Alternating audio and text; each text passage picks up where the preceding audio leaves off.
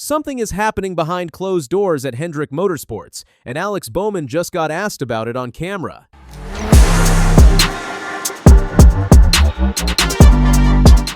A young driver is quietly training for a seat that might not even be open yet. Two young drivers' names keep popping up around the number 48 car. This weekend, Alex Bowman returns to the track where he won his very first race. But this time, something feels off. Every year around this time, NASCAR fans call it silly season. That's just a nickname for when drivers and teams figure out who's racing where next season. And right now, nobody's situation is getting more attention than Alex Bowman's.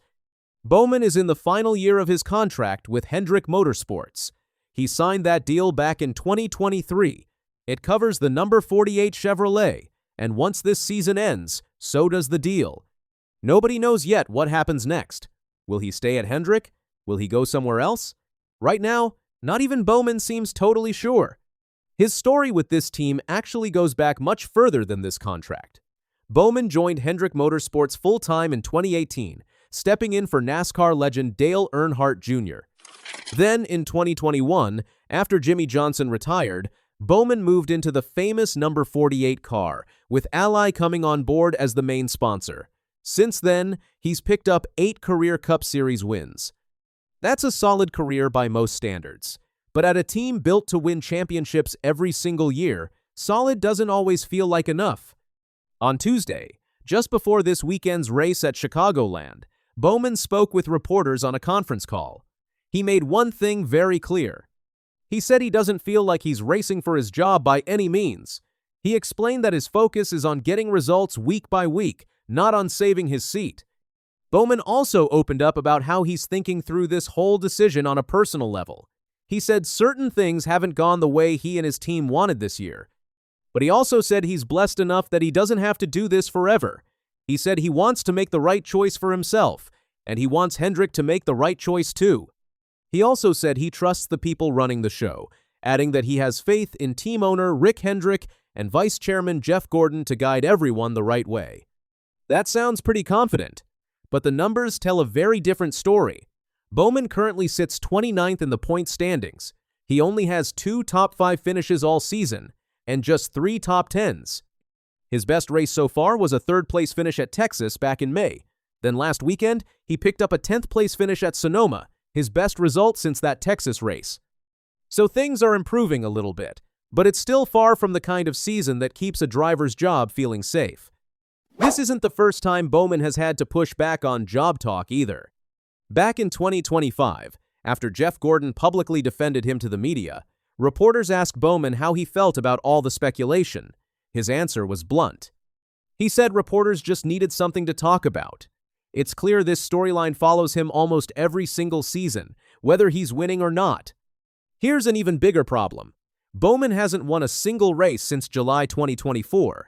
That win came at the Chicago Street Course. Since NASCAR's next-gen car showed up in 2022, Bowman has only won twice. 2 wins in 4 full years. For a team like Hendrick Motorsports, that just isn't enough. Bowman actually explained why this season has felt so strange. He said tracks where his team is usually strong, like Bristol, Kansas, and Dover, turned into disasters this year. But tracks where his team usually struggles, like Texas and Sonoma, turned out great instead. He called it a bit of a struggle and admitted the whole thing has felt confusing. He also described a tough cycle his team keeps getting stuck in. When a driver is low in points, they end up qualifying in a slower group with worse cars. That leads to bad starting spots. Bad starting spots lead to bad pit stalls. Bad pit stalls hurt the whole race. And then the driver stays low in points the next week too. It just keeps repeating. Bowman said breaking out of that group is the biggest hurdle his team is dealing with right now. On top of rough results, Bowman has faced real health problems too. This spring, he missed 4 races because of vertigo, a condition that makes a person feel dizzy and off balance. It first hit him during a race at Circuit of the Americas, where he had to pull into the pits and let another driver finish for him. He returned at Bristol and has raced every week since, saying he feels okay now. But this isn't new for him. Over the last 5 seasons, Bowman has missed races in 3 different years because of injuries or illness. That kind of pattern makes some people nervous about trusting him with a long-term deal. This weekend adds even more pressure. The Cup Series is racing at Chicagoland Speedway for the first time in 7 years. And the last driver to win there? Alex Bowman. Back in 2019, he battled his now teammate Kyle Larson down to the final laps and grabbed his very first Cup Series win. He said it feels like a really long time ago. But there's a catch. No driver in the entire Cup Series has ever raced the newer next-gen car at that track. Bowman said the surface is slick and bumpy, which makes handling tricky for this type of car. He's leaning on notes from Kyle Larson, who tested tires there earlier this year, along with time in the simulator. There's also a smaller storyline worth mentioning. NASCAR runs something called the In-Season Challenge, kind of like a bracket tournament where drivers get matched head-to-head and the loser is eliminated. At Sonoma, Bowman pulled off a big upset, knocking out the top seed, Tyler Reddick, after Reddick had mechanical trouble and finished last. Now Bowman faces Austin Cindric at Chicagoland. The winner of the whole bracket takes home $1 million. Bowman admitted it certainly pays well to win, and his team wants their best shot at that money.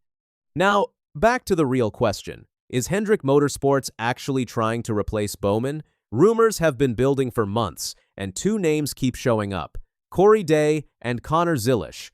Corey Day is a young driver moving up through Hendrick's own development system.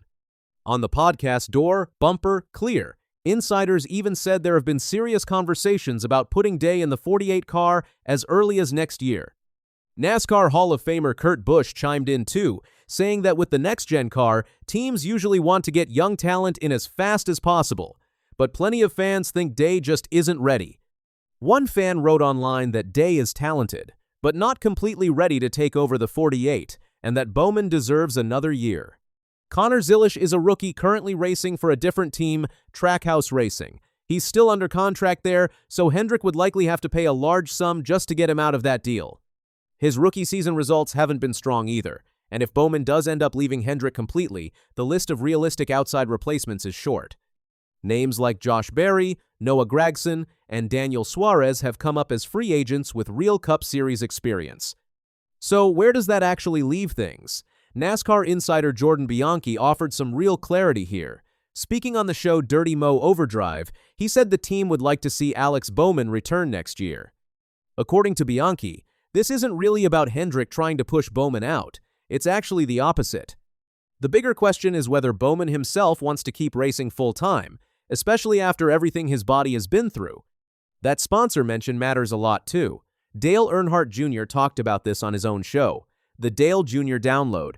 He pointed out that Ally is the only sponsor in the entire Cup Series that pays for all 36 races on the schedule. That's a massive deal for a team like Hendrick. Earnhardt Jr. said Ally loves Bowman, and they're going to have some influence on this decision.